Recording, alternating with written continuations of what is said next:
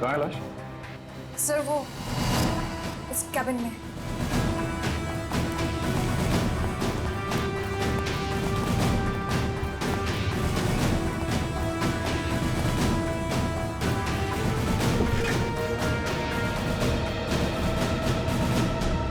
Sir, एक गोली लगी है सीने में। देखो जरा, शरीर से गोली बाहर निकलने का कोई निशान है क्या?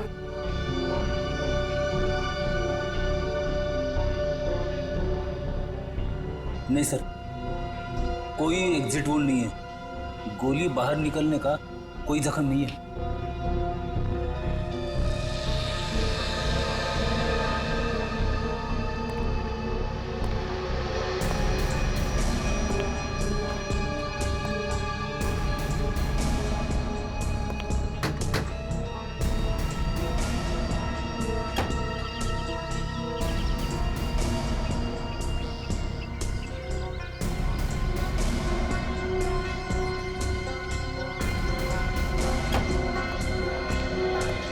पूरी सर। लाश किधर? सर अंदर आइए सर।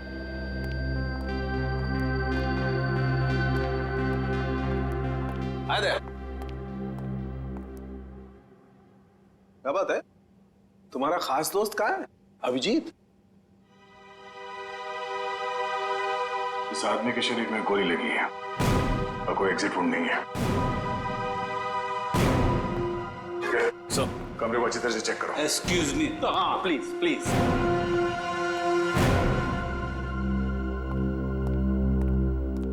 ये तारिका क्या हुआ है? ये तो एकदम उखड़ गया था। कुछ गलत तो नहीं कह दिया मैंने?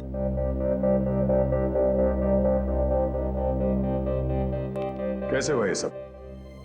हमें नहीं पता है सर। क्या नाम है आपका? जी श्लोक। कितने लोग काम करते हैं यहाँ ऑफिस में?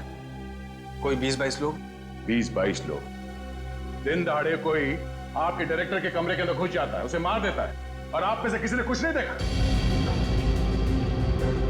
सर मैं आपको सिर्फ इतना बता सकता हूँ कि जो कुछ भी हुआ है वो 1:30 से 2 के बीच हुआ होगा। खून किसने किया वो आप नहीं जानते। खून कितने बजे हुआ ये आपको मालूम है? हाँ सर, क्योंकि सर के केबिन का दरवाजा 1:30 से 2 के बीच अपने आप लॉक हो जाता है। क्यों लॉक हो जाता है? वो तो नहीं पता, सर ने ऐसे ही बनवाया है। तो क्या करते क्या थे कैबिन में 1:30 से 2 के बीच? सर, हो सकता है कि वो अपने वाइफ से बात करता हो और नहीं चाहता हो कि कोई उसे डिस्टर्ब करे। नहीं सर, सर शादीशुदा नहीं थे। तो फिर करते क्या थे वो? हाँ? पूजा करते थे, खाना खाते थे, क्या करते थे? सर वो घर से खाना खा के आते थे। और ये कैबिन का दरवाजा हर रोज ऐसे ही बंद होता था? जी सर। जी सर। तो फिर आज उसी दौरान उनका खून हुआ, ये आप लोग कैसे कह सकते हैं? सर ये शालिनी है। सर इनको अंकुश सर से मिलना था। ये दौड़ते हुए उनके केबिन में गई, लेकिन अरे शालिनी, तुम भाग के कहाँ जा रही हो? सॉरी रचना, वो बॉस से कुछ अर्जेंट काम है मुझे। सर से मिलने जा रही हो? लेकिन अभी तो 1:30 बजने वाले हैं, केबिन बंद हो जाएगा उनका।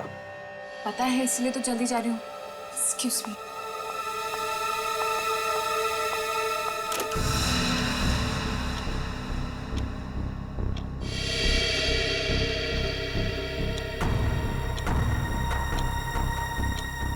अब और आधा घंटा वेट करना पड़ेगा।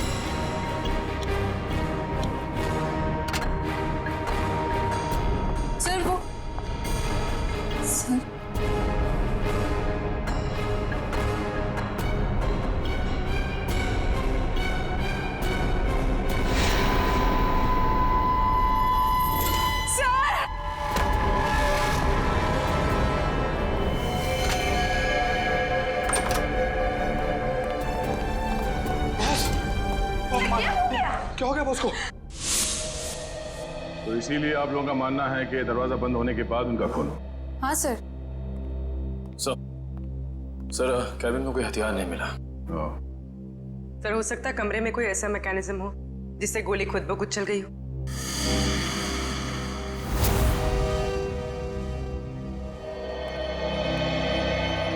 डॉक्टर साहब, ये खूनी कहाँ खड़ा होगा जब उसने गोली चलाई? ये देखो, यहाँ टेबल पर खून के छींटे पड़े हुए हैं। इसका मतलब साफ है खूनी वहां खड़ा था जब तुम खड़े हो। और ये अंकुश यहां था। सामने से खूनी ने गोली चलाई जो अंकुश के सीने में आकर के लगी और गोली लगते ही अंकुश यहां जमीन पे गिर गया।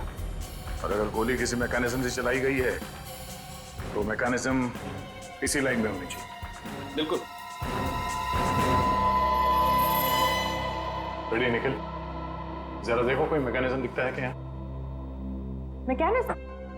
हाँ, जिस वक्त अंकुश की मौत हुई उस वक्त ना कोई कमरे में बाहर से अंदर आया और ना कोई अंदर से बाहर गया। आप लोगों को पता है कि मौत कितने बजे हुई? हाँ, ऑफिस स्टाफ का कहना है कि दोपहर को 1:30 से 2 बजे के बीच। सही है। राइगर मोर्टिस लाश की जकड़न भी यही बता रही है।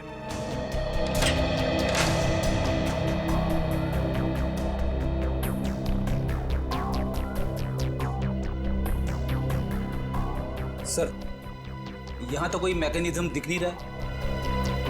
सर यहाँ भी ऐसी कोई चीज दिखाई दे नहीं रही है।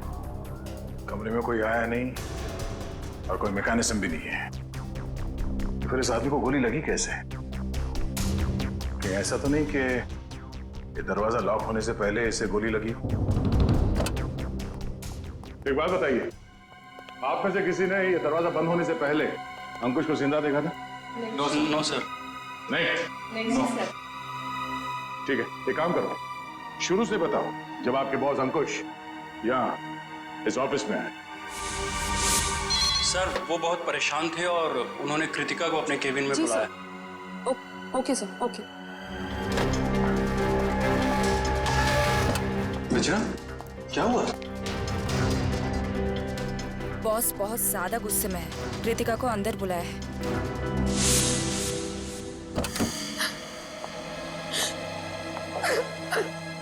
क्या हुआ कृतिका? रो क्यों रही हो? कुछ अरे बताओ ना, रो क्यों रही हो? कुछ नहीं हुआ। अरे बताओ तो कृतिका। तो कृतिका अभी कहाँ है? ऑफिस से चली गई क्या वो?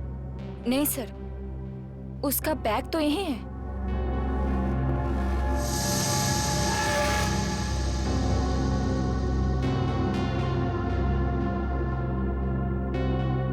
जब कृतिका कैबिन से बाहर निकली तब अंकुश जिंदा था? हाँ सर। उसके बाद कौन गया कैबिन के अंदर?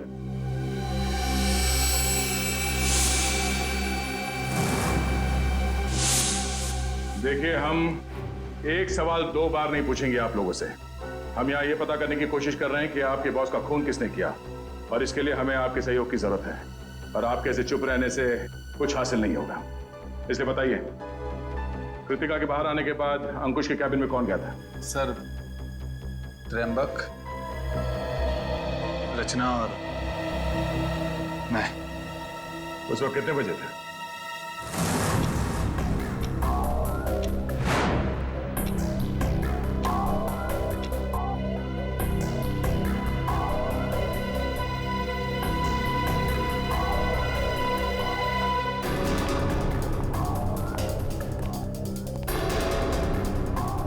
सर क्या हुआ? आपने हमें बुलाया? ये पूछो क्या नहीं हुआ है। क्या सर, क्या नहीं हुआ? ईमानदारी नहीं हुई, वफादारी नहीं हुई। सर, हम कुछ समझे नहीं। देखो, तुम तीनों बहुत मुश्किल में हो। मुश्किल में?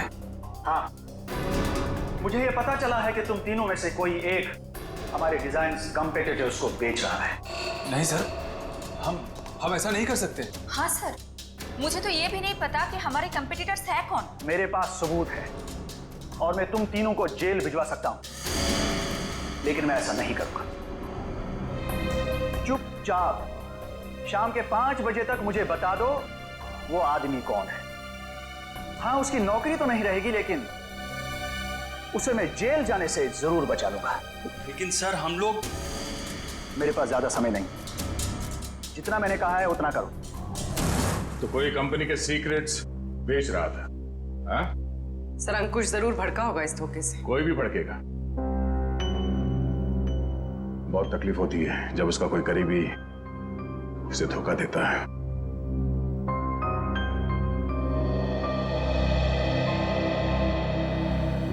तुम तीनों में से कोई एक धोखेबाज है, वरना अंकुश सिर्फ तुम तीनों से पूछताछ क्यों करेगा इस बारे में? सर हम बेकसूर हैं। कोई हमें फंसाने की कोशिश कर रहा है। तुम लोगों ने ही मारा है अंकुश को और अब ये बेकसूर होने का नाटक कर रहे हो। नहीं सर, हम सच कह रहे हैं। अच्छा, वो तो हम पता लगा ही लेंगे कि क्या है सच और क्या है झूठ। तुम कितने बजे अंकुश के कैबिन से बाहर गए थे? सर यही कोई 1:15 हो रहा होगा। और वो जिंदा थे जब तुम बाहर आई? हाँ मैम। जी, तो उसके बाद कौन गया था केबिन में? सर मुझे पता नहीं है। मैंने किसी को जाते हुए नहीं देखा सर। मैंने भी किसी को अंदर जाते हुए नहीं देखा। सर सबका जवाब एक ही है। सर समझ में नहीं आ रहा है कौन सच बोल रहा है और कौन झूठ। सर ये खूनी जो कोई भी है, सर इन तीनों के बाहर आने के बाद दरवाजा लॉक होने से पहले अंकुश के केबिन में घुसा होगा और अंकुश का खून करने के बाद शालिनी के आने से पहले निकल गया होगा। खूनी कौन हो सकता है? तो कमरे के अंदर घुसा और किसी ने उसे आते जाते नहीं देखा। अंकुश के कमरे से बाहर निकलने के बाद तुम तीनों कहाँ थे? सर हम कॉन्फ्रेंस रूम की तरफ चले गए थे ये झूठे लगे इल्जाम के बारे में बात करने के लिए, लेकिन थोड़ी देर के बाद जब हम बाहर लंच के लिए आए तो देखा शालिनी अंकुश जी के रूम की तरफ जा रही थी। 1:15 से लेके शालिनी के कमरे के बाहर आने तक किसी ने किसी को कमरे के अंदर जाते हुए देखा? सर हमने ध्यान नहीं दिया क्योंकि कृतिका ही ये सब देखती थी। ये कृतिका है कहाँ? पता नहीं सर, बहुत टाइम से आपने उसे देखा नहीं। पूरी से देखो, जब तक कृतिका नहीं मिल जाती कुछ पता नहीं चलेगा। आप लोग सीसीटीवी कैमरा की फुटेज क्यों नहीं देखते? उसमें पता चल जाएगा। तुम कौन हो? जी मैं सुमित, कृतिका का बॉयफ्रेंड। और ये सीसीटीवी कैमरा के बारे में क्या बता रहे हो? कृतिका ने मुझे बताया था कि बॉस ने स्टाफ पे नजर रखने के लिए उसके डेस्क पे एक सीक्रेट कैमरा लगा रखा था। कैमरा?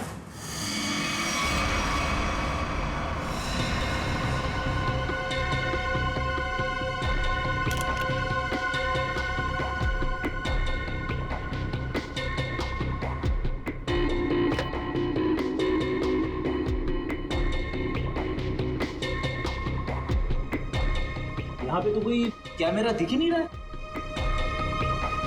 खुफिया कैमरा है, छुपा के रखा होगा।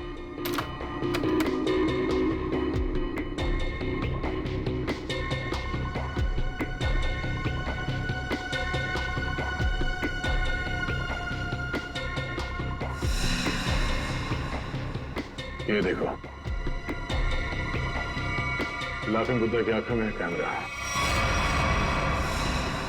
निखिल, पता करो इसका रिसीवर कहाँ है।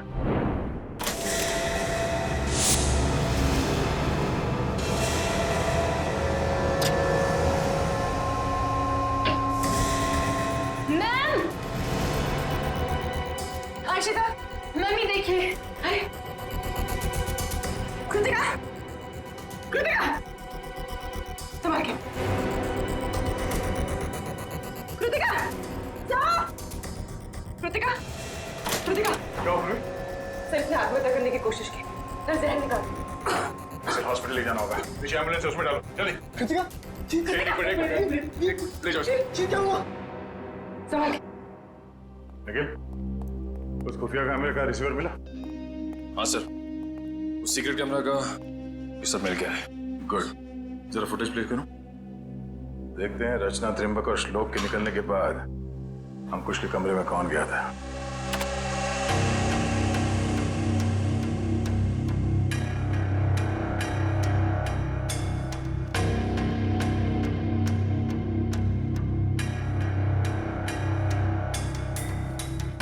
उन तीनों ने कृतिका के बारे में जो कहा था वो तो सही निकला।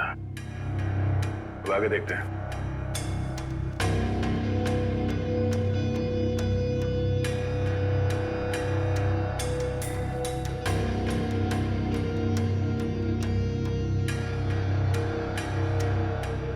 देखते हैं इस खुफिया कैमरे की आंखों ने ऐसा कुछ देखा है कि जो यहाँ काम करने वाले 20-22 लोगों ने नहीं देखा और अंकुश की मौत हो गई।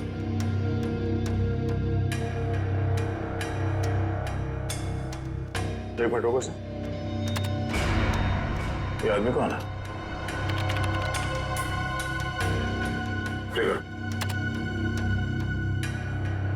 फॉरवर्ड करो सर। बस इसका चेहरा तो ठीक से दिख ही नहीं रहा है। ये आदमी कैबिन के अंदर गया एक 20 को, बाहर निकला एक 25 को, और बड़ी हड़बड़ाहट में निकला है बाहर।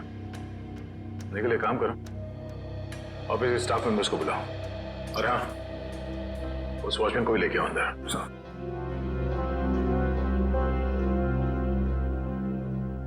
आइए सर।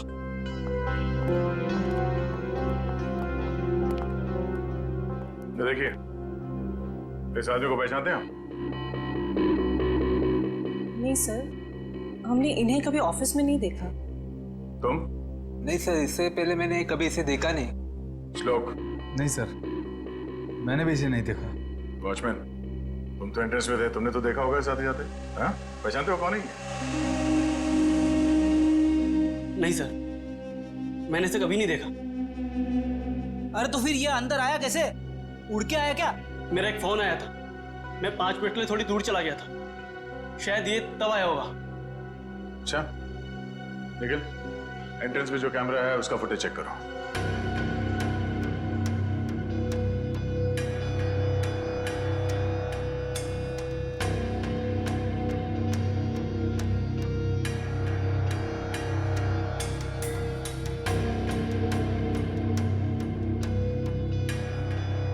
एक मिनट,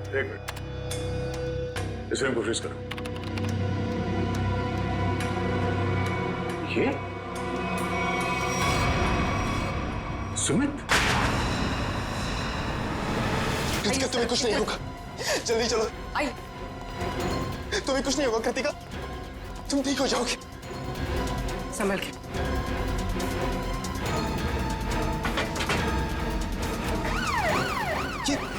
नहीं जा रहा। ये क्या कर रहे हैं सर? कृतिका के पास मेरा रहना जरूरी है। तुम आज इस ऑफिस में से पहले भी आए थे ना? हाँ, कृतिका बहुत परेशान थी, उसी ने मुझे फोन करके बुलाया था। अंकुश का खून करने के लिए? ये कैसी बातें कर रहे हैं आप लोग? सच है, वही कह रहे हैं, समझे? तुम अंकुश के कैबिन में घुसे, उसका खून करके वहां से निकल गए और तुम कृतिका से मिले भी नहीं। सर ऐसा कुछ भी नहीं है, मेरी बात समझने की कोशिश कीजिए। आप लोग जैसा समझ रहे हैं ऐसा कुछ भी नहीं, मैंने किसी का खून नहीं किया है। चल अंदर चल, तेरी राम कहानी हम लोग वहीं सुनेंगे। निकल। सर मैं सच कह रहा हूँ, मैंने खून नहीं किया है। तुम्हारे गिड़गिड़ाने का कोई फायदा नहीं है, हम जानते हैं कि अंकुश का खून तुम नहीं किया है। काश सर, अगर मैंने उसका खून किया होता तो मुझे अपना गुनाह कबूल करने में खुशी होती। मैं उसे मारना चाहता था लेकिन मार नहीं पाया। तुम अंकुश को क्यों मारना चाहते थे? क्योंकि वो कृतिका को परेशान कर रहा था, उससे शादी करना चाहता था। कहता था कि अगर शादी नहीं करोगी तो उसे नौकरी से निकाल देगा। बार बार अपने एमडी होने की धमकी देता था। क्या करती बेचारी कृतिका, उसके ऊपर उसके बूढ़े माँ बाप की जिम्मेदारी थी। इसलिए तुमने बदला ले लिया अंकुश का खून करके? नहीं सर, तब मुझे कृतिका ने बुलाया था, वो बहुत रो रही थी। अंकुश ने फिर से उसे धमकी दी थी, पर जब मैं ऑफिस पहुंचा तब मुझे वो नहीं दिखी। तब मैं जाकर अंकुश को धमकाया और वहां से बाहर चला गया।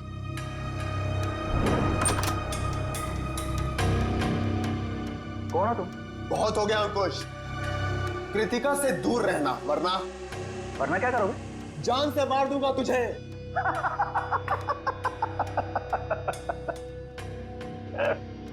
अरे जा, जो करना है कर, कृतिका सिर्फ मेरी बनेगी। अंकुश, तू यहां से निकल रहा है या मैं सिक्योरिटी को बुलाऊं? आउट! अभी तो जा रहा हूं। लेकिन बहुत जल्द लौटूंगा। और तब तुझे मुझसे बचाने के लिए कोई नहीं रहेगा, कोई नहीं रहेगा।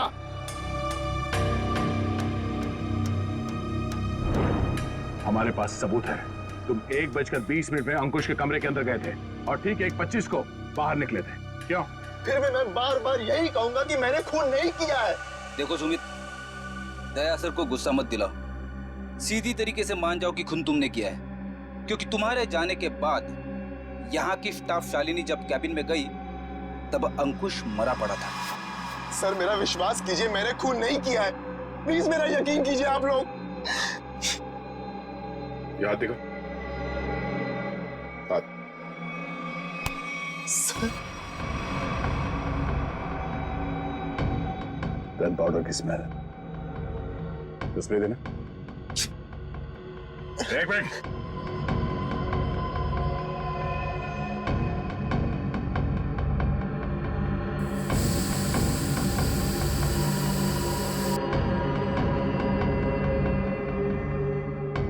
तुम्हारी उंगलियों पे गन पाउडर है, इसका मतलब है हाल ही में तुमने गोली चलाई है। नहीं सर, अंकुश का खून तुमने ही किया है। मैंने गोली नहीं चलाई सर। तो फिर ये गन पाउडर तुम्हारी उंगलियों पे कैसे आया? सर प्लीज सर, मेरा विश्वास। गन पाउडर कैसे आया तुम्हारे हाथ पे? सर वो मेरे पास मेरी अपनी गन उससे गलती से चल गई थी जब मैं आज अपने घर पर था। तुम्हारे पास अपनी गन है? लाइसेंस है? हाँ? नहीं। तो गैर कानूनी तरीके से गन रखी थी तुमने? हाँ? सिर्फ और सिर्फ अंकुश को मारने के लिए। अगर आज उससे कोई नहीं मारता तो मैं शायद उसे जरूर मार देता। तो गन कहाँ रखी है तुमने? बाहर फ्लावर पॉट में। गन को बाहर क्यों छोड़ा तूने? हाँ? क्योंकि कृतिका ने मुझे कसम दी थी कि मैं अपने साथ गन अंदर लेकर ना आऊं, वरना गुस्से में मैं कहीं उसके बॉस को मार ना दूं, इसलिए बाहर छोड़ दी। चल देखा वो गन कहाँ है?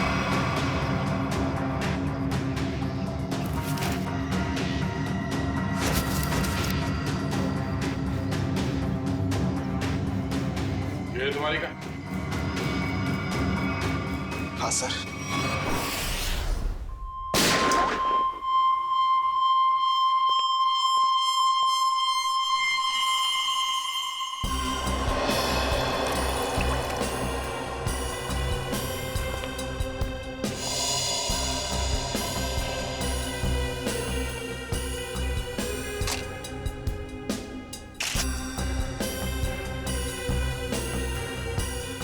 मेरी समझ में नहीं आ रहा है कि आप लोग मेरी गन को चेक क्यों कर रहे हैं, जबकि मैं इसे ऑफिस में लेकर गया ही नहीं था। दोनों बार प्लांट में ही छिपा दिया था।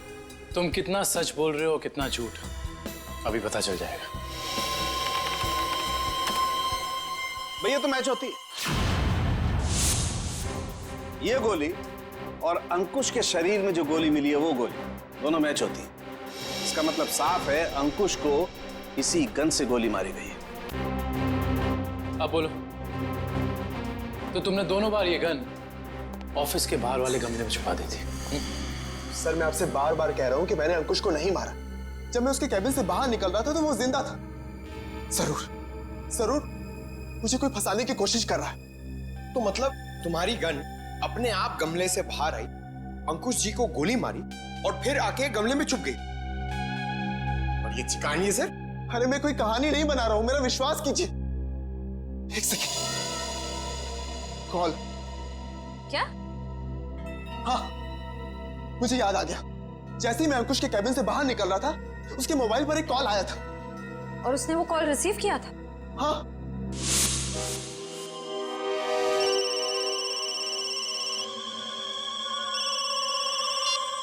हाँ बोल। पंकज, अंकुश का मोबाइल चेक करो। सर, अगर अंकुश ने ये कॉल रिसीव किया है तो शायद वो तुम्हारे निर्दोष होने का सबूत हो।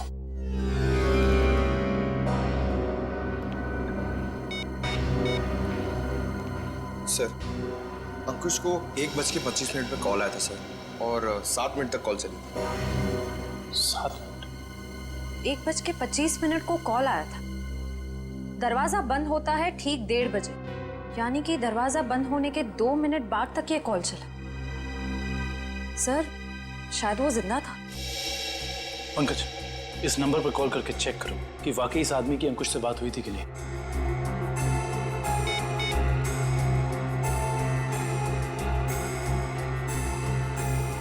अंकुश नहीं, मैं सीआईडी ऑफिसर पंकज बोल रहा हूँ। अच्छा एक बात बताइए, आपने आज अंकुश को फोन कॉल किया था? आपकी बात हुई थी उससे? अच्छा, लगभग कितने मिनट तक बात हुई थी? 5 से 7 मिनट। अच्छा ठीक है, थैंक यू वेरी मच। नहीं नहीं, कोई टेंशन। सर, 7 मिनट तक बात हुई थी सर। देखा सर, मैं सच कह रहा हूं, मैंने अंकुश को नहीं मारा है। इसका मतलब सुमित खूनी नहीं है, तो फिर खूनी कौन है? कहीं खूनी पहले से ही तो कैबिन में छुप कर नहीं बैठा था और दरवाजा लॉक होते ही उसने अंकुश को गोली मार दी और फिर वहां बैठकर इंतजार कर रहा था। और जब 2 बजे बाकी का सारा स्टाफ अंदर आया कैबिन में अंकुश की लाश देखने, तो मौका देखकर वो भी उनके साथ निकल गया।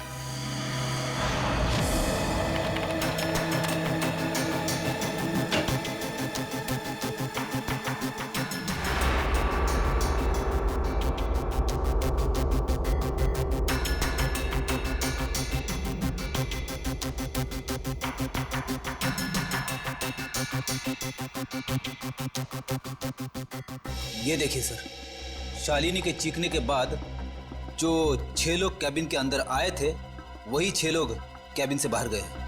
इसका मतलब है कैबिन के अंदर कोई छुपा हुआ नहीं था। कैबिन के अंदर कोई छुपा हुआ नहीं था।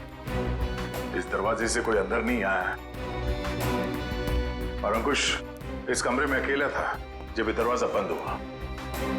तो इस कमरे के अंदर आने का इस दरवाजे के अलावा सिर्फ एक ही रास्ता है, वही ये खिड़की।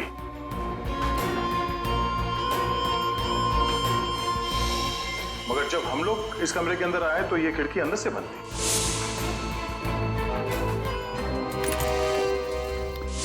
तो अगर हम ये मान के चले कि कोई इस खिड़की के जरिए अंदर आया है, तो नीचे से ऊपर आना तो बहुत मुश्किल है और किसी ने तो देखा ही होगा उसे ऊपर आते हुए। दूसरा रास्ता बचता है ऊपर, टेरेस से।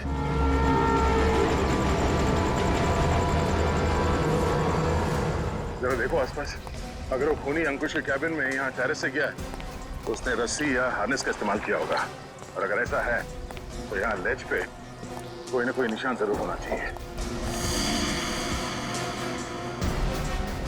तो चेक करो।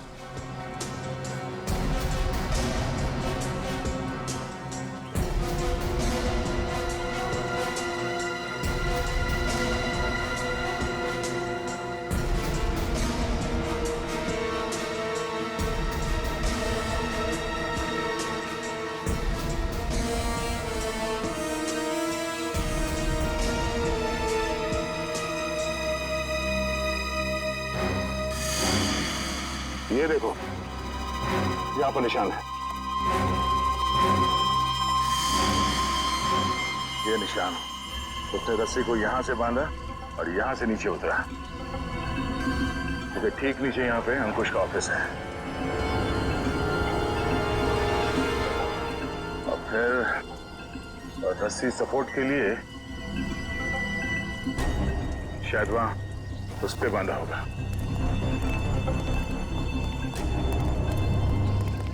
ये देखो,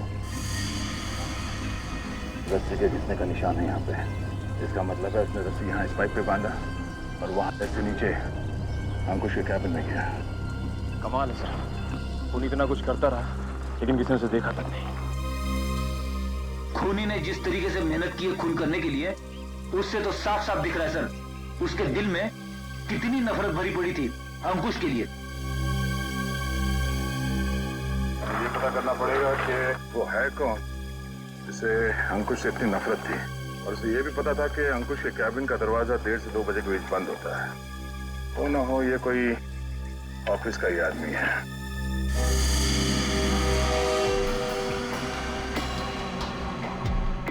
खूनी टेरेस से रस्सी के सहारे नीचे उतरा और फिर खिड़की के रास्ते कैबिन में आया। लेकिन आपने तो चेक किया था, खिड़की अंदर से बंद थी, जिसका बाहर से खुलना नामुमकिन था। Exactly Freddy. इसका मतलब है खून होने से पहले खूनी ने या उसका साथ देने वाला कोई ना कोई इस ऑफिस में था, जिसने छुपके से ये लैच, खिड़की का लैच खोल दिया ताकि इसे बाहर से खोल सके। फिर सर खूनी ने खिड़की को अंदर से लॉकअप किया? ये शायद तब हुआ होगा जब ऑफिस के बाकी के स्टाफ मेंबर्स अंकुश की लाश देखने के लिए कैबिन के अंदर घुसे। खूनी यहाँ से अंदर आया और उसने अंकुश को गोली मार। गोली चलने की आवाज नहीं, शायद गन पे साइलेंसर लगा हुआ था।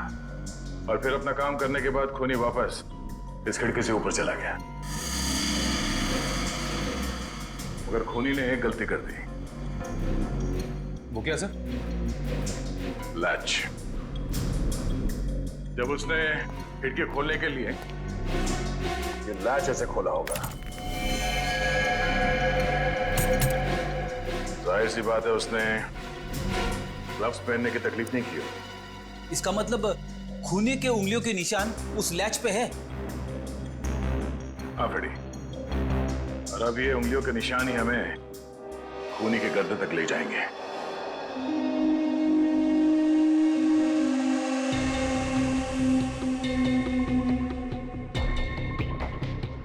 सर आप लोग हम पर शक कर रहे हैं? हाँ, क्योंकि खूनी आप लोगों में से कोई है। ये क्या कह रहे हैं आप सर? सही कह रहे हैं, थोड़ा इंतजार करो।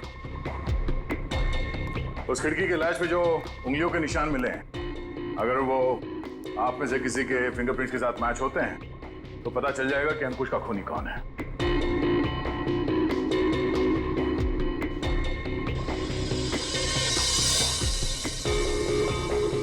ठीक, आप जाइए, आप आइए।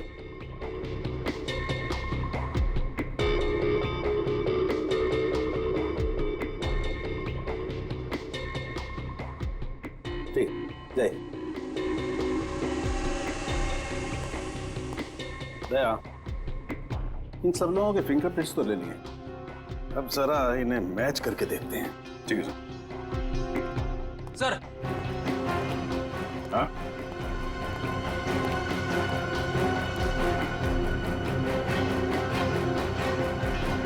खूनी ने टेरेस से नीचे उतरने के लिए जिस रस्सी का इस्तेमाल किया था, वो रस्सी कहीं मिल नहीं रही है। अच्छा, रेडी? वो रस्सी यहाँ ऑफिस में होनी चाहिए। ढूंढो, देखो कहाँ है वो रस्सी। सबसे बड़ा सबूत है, इस फिंगरप्रिंट से भी ज्यादा बड़ा। अगर वो रस्सी मिल गई तो समझ लो खूनी अपने आप अपने हाथ आ जाएगा।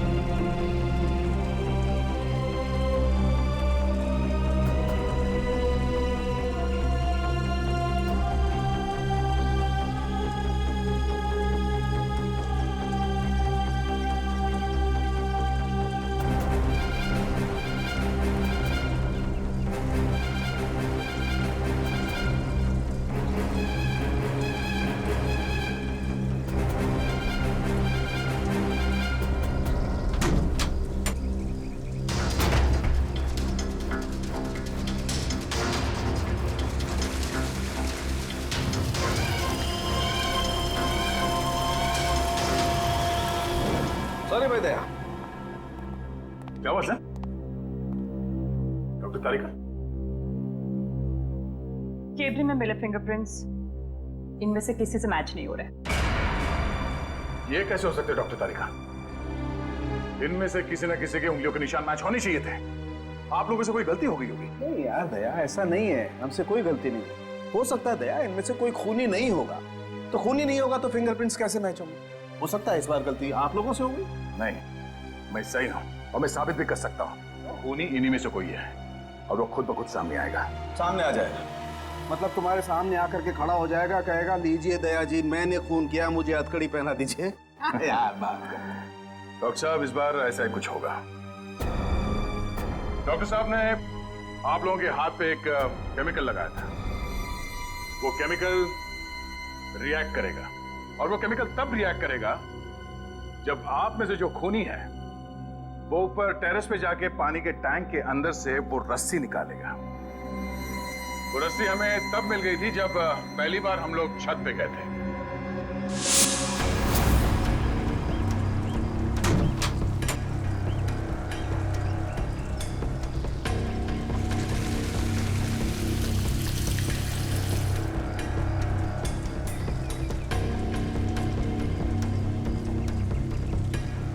पूरी तैयारी के साथ आया था।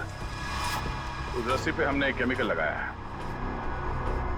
और वो केमिकल तब रिएक्ट करेगा जब आप लोगों के हाथ पे लगा हुआ केमिकल उसके कांटेक्ट में आएगा। आप लोगों के हाथ चमकने लगेंगे अंधेरे में। Lights off.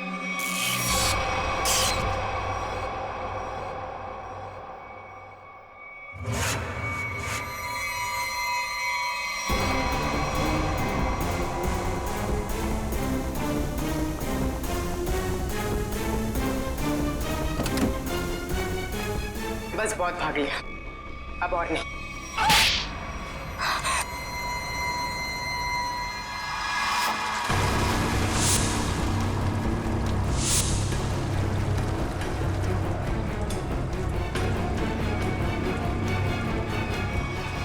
तुमने अंकुश को क्यों मारा? तुम ही कंपनी के सीक्रेट्स बेच रही थी ना?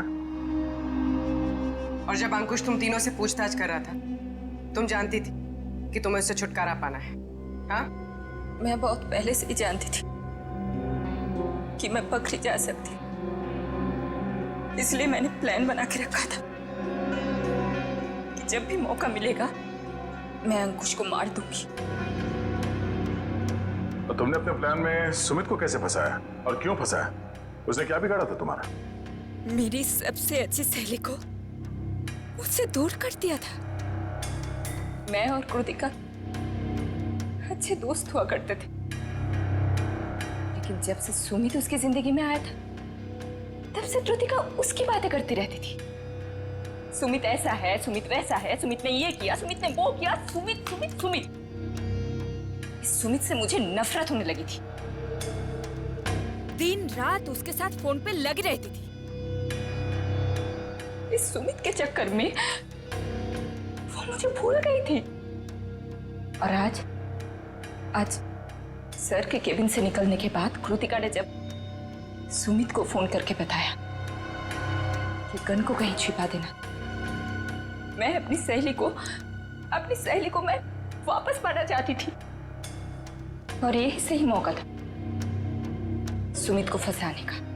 इसलिए तुमने अंकुश को मारने के बाद अपनी गन सुमित के गन के साथ बदल दी और अंकुश के शरीर पे जो गोली मिली वो उस गन के साथ मैच हो गई, जिसकी वजह से सुमित फंस गया।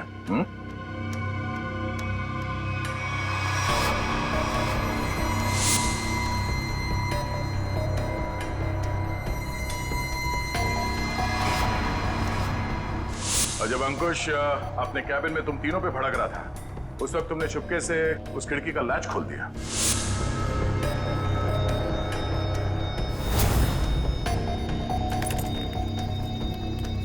और तुमने मौका पाके विंडो का लैच तब लॉक किया जब सब अंकुश की डेड बॉडी देख रहे थे, है ना?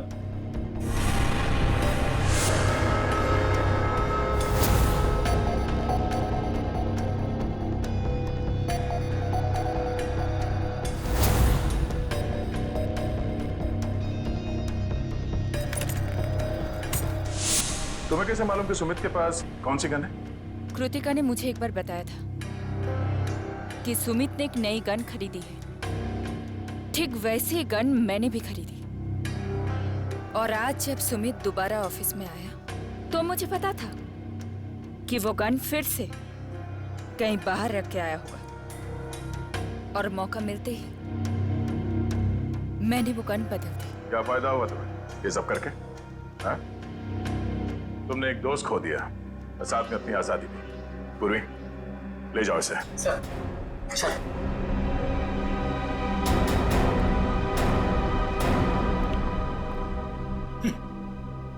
लोग भी दोस्ती में क्या क्या करते हैं सर। हाँ फ्रेडी, कुछ तो पीठ पे छुरा घोंपते हैं।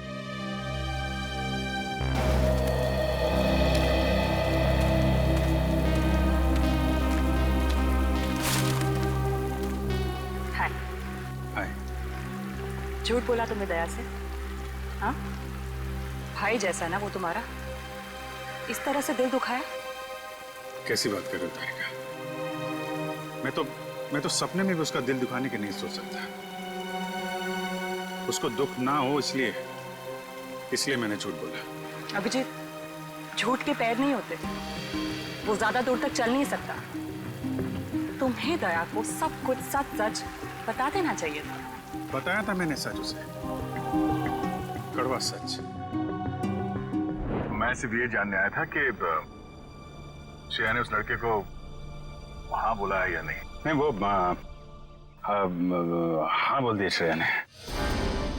लेकिन जब मैंने दया का चेहरा देखा, लगा जैसे किसी गोली ने उसके सीने को चीर दिया है।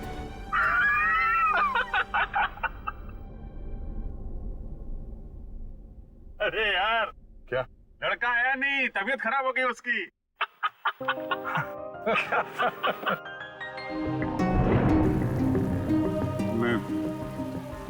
मैं दया को इस हालत में नहीं देख सका। मैंने बात पलट, मैंने कहा कि मजाक था। सिद्धार्थ का परिवार तो आया ही नहीं। मैं जानता हूं ये गलत है तारिका, लेकिन ये गलत उस समय मुझे सही लगा। और दया का इतना इंपॉर्टेंट लेटर श्रेया को ना देना, ये भी तुमको सही लगा? क्या लगता है तुम्हें कि मैं जानबूझ के ये सब कर रहा हूं?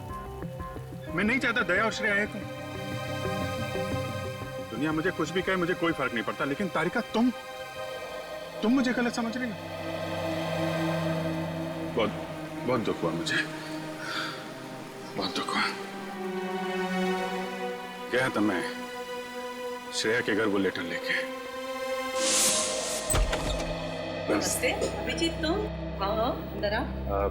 श्रेया से थोड़ा काम था, वो है क्या? हाँ है, बैठो, मैं उसे बुलाती हूँ। बैठो।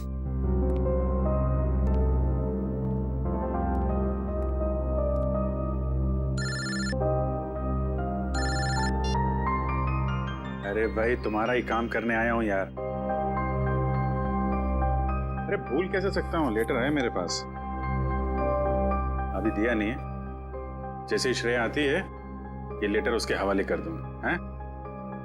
अरे यार, थोड़ा तो सब्र रखो यार। हाँ मैं करता हूँ। नमस्ते। अभिजीत, मैं तुम्हारे हाथ जोड़ता हूँ, तुम दया का कोई भी लेटर श्रेया को नहीं दोगे। लेकिन दया और श्रेया तो... मैं जानता हूँ दया और श्रेया कुछ कहते नहीं, लेकिन वो एक दूसरे के काफी करीब हैं।